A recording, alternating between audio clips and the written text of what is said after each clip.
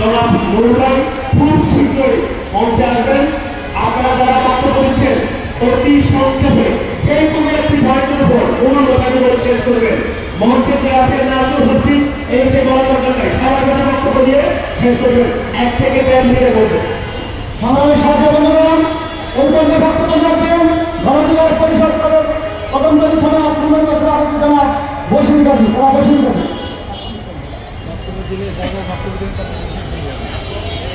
আসসালামু আলাইকুম। সংগ্রামী সাথীগণ,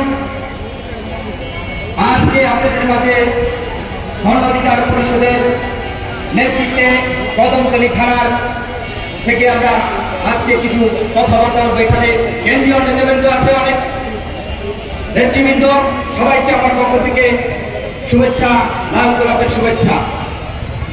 আমরা দেখেছি 5 আগস্ট থেকে শুরু করে আপনারা জানেন গণ অধিকার পরিষদের যে সাবেক ডাকসু ভিপি নুরুল হক নূর সাহেব যে আন্দোলনের কোঠা আন্দোলনের মেন মেরুদণ্ড ছিলেন, আজকে দেখা যাচ্ছে অনেক সমন্বয়ক অনেক জায়গা দিয়ে দাবি করতেছে, কিন্তু তারা বিভিন্ন সংগঠন তৈরি হয়ে গেছে। তার ভিতরেই দেখেন আপনারা বিভিন্ন ধরনের নৈরাজ্য সৃষ্টি হয়ে গেছে। তাই আমি বলতে চাই গণ অধিকারের প্রত্যেকটা নেতাকর্মী আমরা যারা আছি কদমতলী, শ্যামপুর, যাত্রাবাড়ি সকলে আমরা একত্র হয়ে ইনশাআল্লাহ কাজ করবো। নূর ভাইয়ের যে প্রতীক আমরা পেয়েছি গণ অধিকার পরিষদের আমাদের ট্রাক মার্কা, এই ট্রাক মার্কা সারা বাংলাদেশে আমাদের ছড়িয়ে দিতে হবে। সকল মিলে আমরা একত্র হয়ে কাজ করবো ইনশাআল্লাহ। আর একটু কথা বলবো আমি ইনশাআল্লাহ, বিভিন্ন আমাদের নেতাকর্মী যারা আছেন, ভয় পেয়ে কোনো লাভ নাই।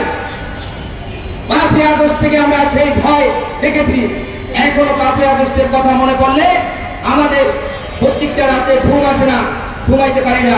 দেখেছি কত রক্ত আমাদের দেশের ভিতরে দেশীয় অর্থ দিয়ে আমাদের ভাই বোনেদের উপরে গুলি চালানো হয়েছে। কিভাবে এই হাসিনা সরকার আবারও দেশের রাজনীতি করতে চায়?